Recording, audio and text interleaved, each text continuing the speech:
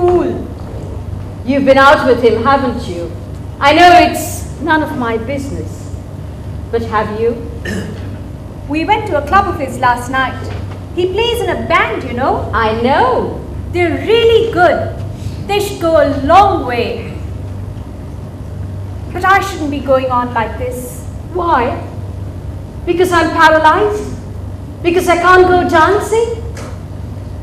You know, John was here the other day and I was going on and on about not being able to do anything, that I served no purpose and all my whining miseries.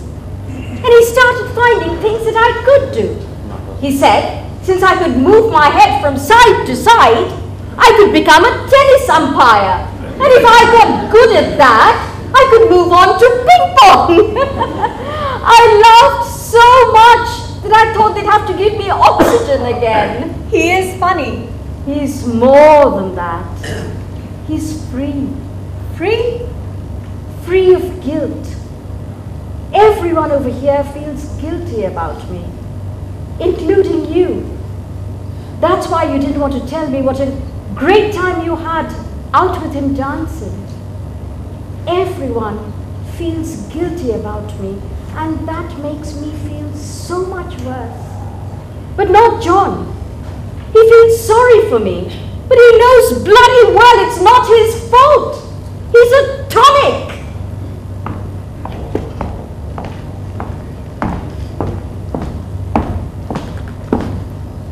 Did sister say you could have that chair? She wasn't there. She'll kill you! No one ever sits in that chair! Why? Is it contaminated or something? I just thought that if the poor old judge had to sit here listening to this misery guts moan on and on about wanting to die, the least we can do is make her comfortable, no? See what I mean? This is a very serious case. The two charges are proved. Firstly, this hospital has been found guilty of using drugs to make people happy. A major crime. Secondly, and most surprisingly of all, this hospital, despite every effort to the contrary, is keeping people alive.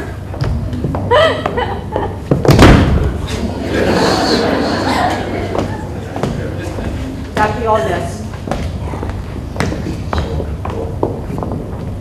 We're expecting some very important visitors today. Indeed we are. Will you be here? Yes. You know, sister, I feel like a traitor sometimes. We all do what we have to. But we don't all do it as well as you do.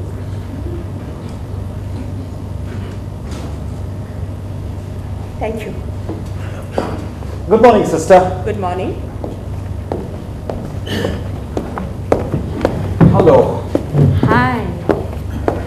Why was sister looking so upset? I'm afraid I've upset sister. You mustn't do that. She is a marvelous sister. I know. That's what I told her. You did? Well, that's probably one of the way past her defenses. How are you this morning? Fine. And you plan to go on with it? Of course. Of course. You know, I haven't had a pill today or even yesterday. No? Thank you. Oh, don't thank me. Thank the judge.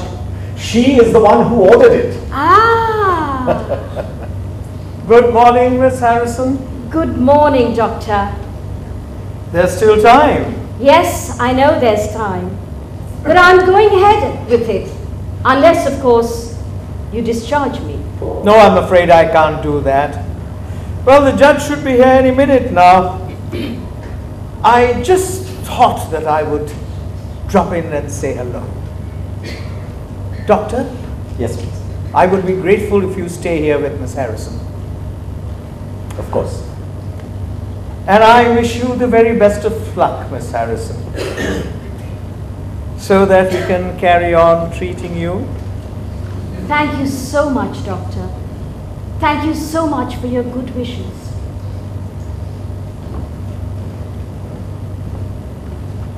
If I hadn't known you, I would have thought that he is the most obstinate man on earth.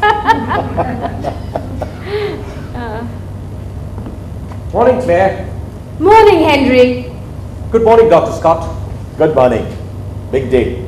Well, indeed. You're sure you're going to... Yes, I'm sure. If I change my mind, I'll announce it with the fanfare of trumpets. Good morning. Good morning, my lady. This way, please. Thank you.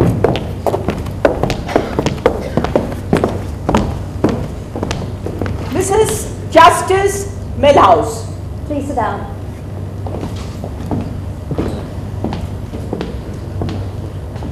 You are Claire Harrison. Yes. Well, this is a hearing that is being held in informal circumstances, and I wish to keep this hearing as brief as possible. You are, I take it, Dr. Scott? Yes, my lady. Doctor, I would be grateful if you would interrupt the proceedings any time you think it medically necessary. Yes, ma'am.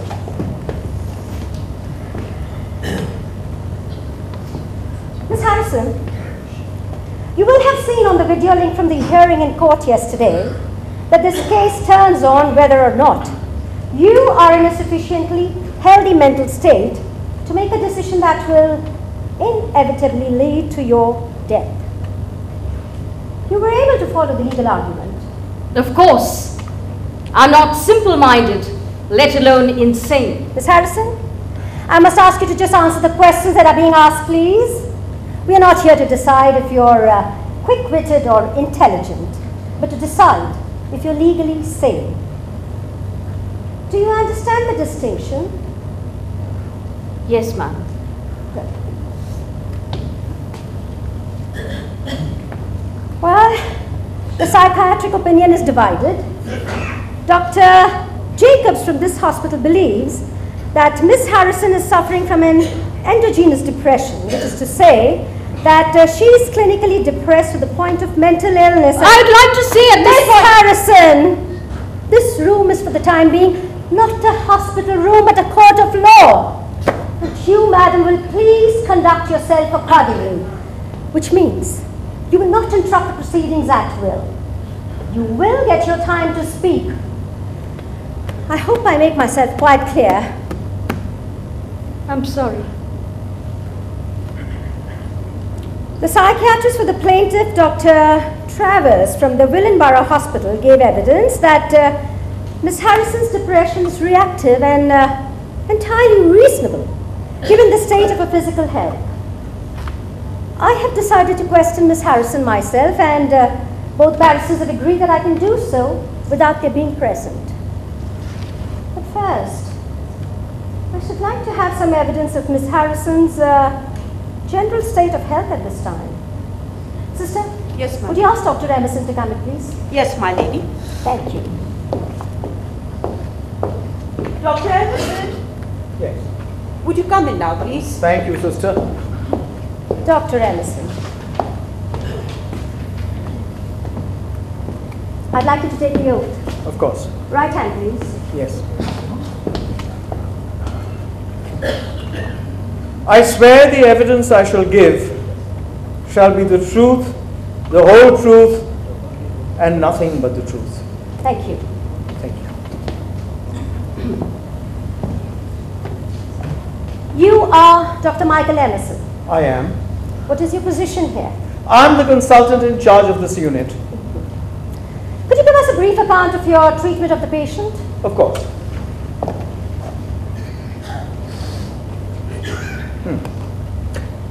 Miss Harrison was admitted here on the afternoon of October 9th as an emergency following a road accident. She was suffering from a fractured left tibia, right tibia, and fibula, a fractured pelvis, 4 fractured ribs, one of which had punctured the lung, and a dislocated 4th cervical vertebra, which had severed the spinal cord. She was extensively bruised and had minor lacerations, Well, as a result of treatment, all the broken bones and tissues have healed, with the exception of the severed spinal cord. And this, together with the mental trauma, is all that remains of the initial injury. Precisely, Doctor. So let us deal with those last 2 points. Yes. Firstly, the spinal cord. Will there be any further improvement in that? Well, at the present state of medical knowledge, I'm afraid not. But there are many hopeful signs that at some stage improvement may be possible. And have you any idea when that might be possible? No, my lady. And this mental trauma that you spoke of?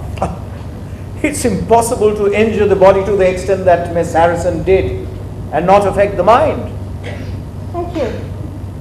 Mr. Hill, would you like to clear any points with Dr. Emerson? Yes, my lady. Doctor, is there any objective way you could demonstrate this trauma? Are there, for example, the results of any tests or measurements you could show to us? Well, no. Then how do you distinguish between a medical syndrome and a sane or even justified depression? On the basis of a psychiatric report of a colleague I trust completely, and of course my own experience as a physician. Thank you, Doctor. No more questions, my lady. Thank you, Dr. Emerson. Miss Harrison, do you feel like answering some questions? Of course. Thank you. You're too kind. Not at all. I mean it. I would prefer a hanging judge. There aren't any anymore, I'm afraid. You mean society is more humane and sensitive nowadays? I suppose you could put it that way. I'd settle for it. Well, I'd like you to take the oath, Dr. Scott. Her right hand, please. Yes, of course.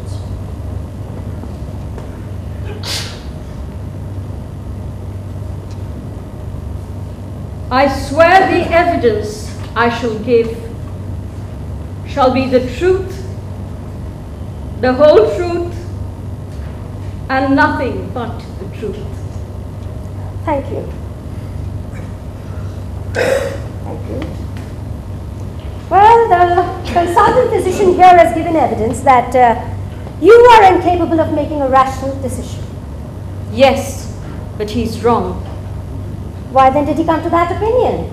He's a good doctor and won't let a patient die if he can help it. He found that you were suffering from acute depression. Is that surprising? I'm almost completely paralyzed.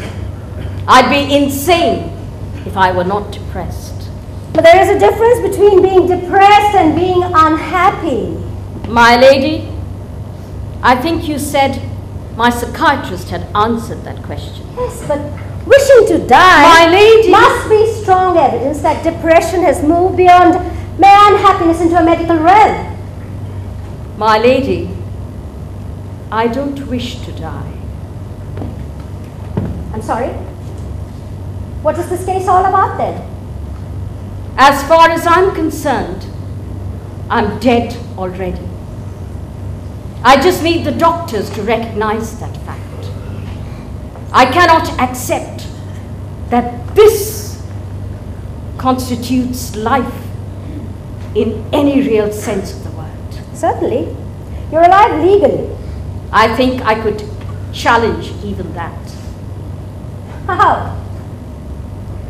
The most basic definition of life rests on the fact and the idea of it being self-supporting. Yes, but there has to be absolutely no brain activity at all, Miss Harrison. Your brain is certainly working. Certainly and sanely. That is the question to be decided. My lady, I'm not asking anyone to kill me. I'm only asking to be discharged from this hospital. It amounts to the same thing. That is the point that I've been trying to make. Not only will I spend the rest of my life in this hospital, but during that time, everything will be geared to keeping my brain active. But my brain will not control anything. That, according to me, is an act of deliberate cruelty.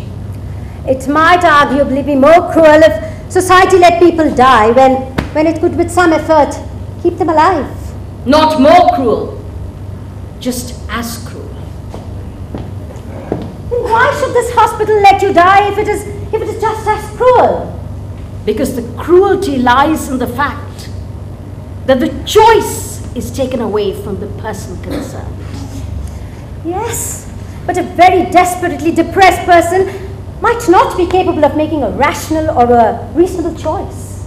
As you said, my lady, that is the question to be decided today. All right then, you tell me why it is a reasonable choice that you decided to die. The best part of my life was, I suppose, my work. And my most valuable asset was my imagination. It is a shame that my mind was not paralyzed with the rest of my body, because my imagination, which was my most precious possession, has become my biggest enemy. It haunts me with thoughts of what might have been and what might be to come. I can slowly feel my mind breaking up.